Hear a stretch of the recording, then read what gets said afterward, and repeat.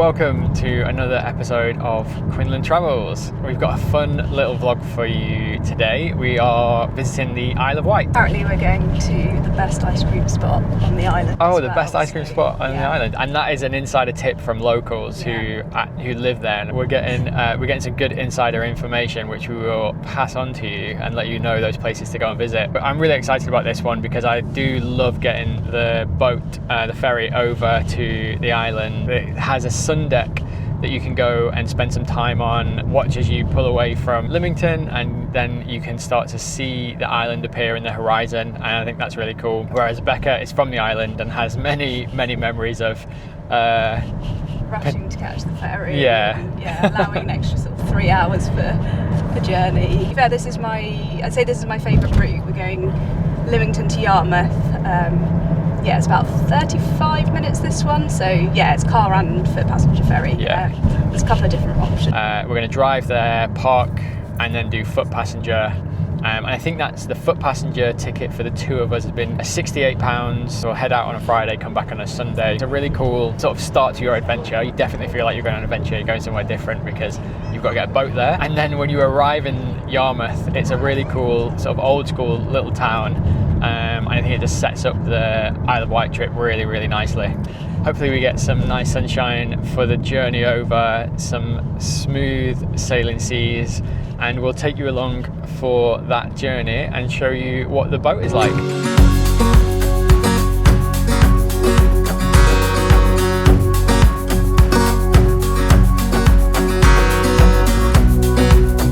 And just look at how cool this is.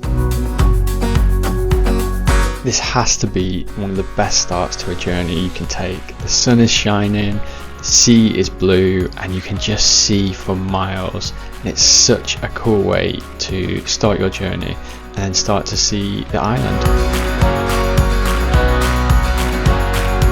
The journey's only about 30 minutes, and then we arrive in Yarmouth, which is such a cool little town, which we are going to show you later.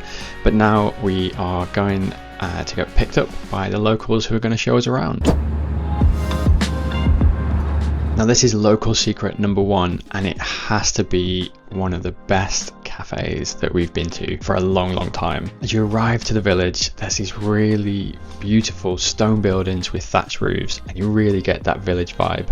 Our local insiders were excited to take us to this place, and I can really see why. And this is Loaf in God's Hill. The decor outside and inside really set the vibe for this place. There were lots of options on the menu, and there were some really cool drinks. Becca had a matcha. And when we got here, we were hungry, and this place did not disappoint one bit. Becca went so far to say that this was the best brunch that she's actually ever had. So for local insider information, spot one, you have to visit Loaf. The vibe, the coffee, the food were all a 10 out of 10. It's a must visit. Now number one on the list was a food place, and our local insiders were excited to take us to our second place, which was a very different food place.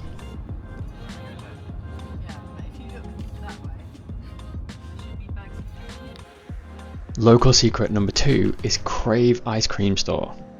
This unassuming storefront is actually packed with huge numbers of homemade ice cream, which were absolutely delicious. Becca was so happy because they had a vegan dark chocolate, which she really enjoyed. And I went for a sticky toffee pudding, which was actually topped with real sticky toffee pudding bits, and it was so good. Now, we were actually talking to the owners inside, who said if you ever wanted an ice cream flavour to be made, if you rang up a day or so before, they would actually make that ice cream. So when you came in, you could have a specific ice cream that you wanted, which we are definitely going to do next time we visit. So if you want the best ice cream on the Isle of Wight, you have to visit Crave. Right, local spot number three, and we are mixing it up a little bit. Now this local tip is for anyone who likes a walk with a view, and in the words of our local insiders, we were in for a treat this afternoon. One of the things I love about the Isle of Wight is that when you go on these walks, there are so many beautiful places. We were walking past old churches, streams, and even an old espresso machine which had been changed into a planter. Now for our local spot number 3, we were heading to a castle, but this time with a slight twist. Our local insider information said to go up to the hill just before sunset, and it was an absolute dream. Look at that view. We looked over the Isle of Wight as the sun was setting, and we had a beautiful historic castle as our background. Local spot number 3 is Carrotbrook Castle in Newport. Now you can go inside and visit this as an attraction during the day, but look at how beautiful this place is in the evening. We were able to wander around, we saw the sunset, the moon was coming out, and it's so peaceful. And we wouldn't have known to do this walk at this time without the local information. So if you fancy a sunset walk in historic grounds, definitely visit Carrotbrook Castle. Right, local spot number 4, and we are back by the beach. Now as you can see, it was a very windy day, which was actually perfect because it was Cows Week and there was lots of sailing competitions going on. Now we couldn't do a recommendation video without a dedicated coffee spot, and this one is one worth visiting. The Little Coffee Bike has the best spot on the island for coffee. You have sea views as your coffee is being made, and I just don't think you can beat that. And this is a perfect example of those small independent coffee businesses which are well worth your visit. The coffee is brilliant, the location is perfect. It's the best place to go for coffee on the island.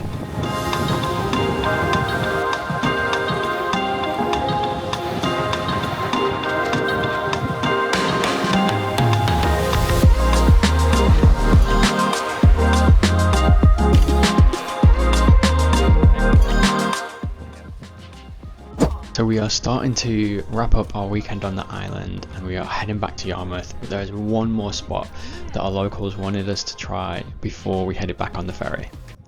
We had a little wander around the town, which is full of cool little independent shops and even has this giant pier that you can go and wander along. As we were walking back, we saw our ferry pulling in, so we started to head to our final local gem.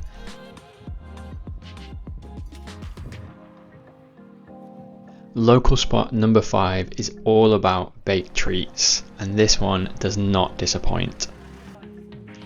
PO41 in Yarmouth is full of freshly baked treats. It honestly took us ages to work out what we were actually going to have, but we picked up some treats for the ferry and we were so happy with them.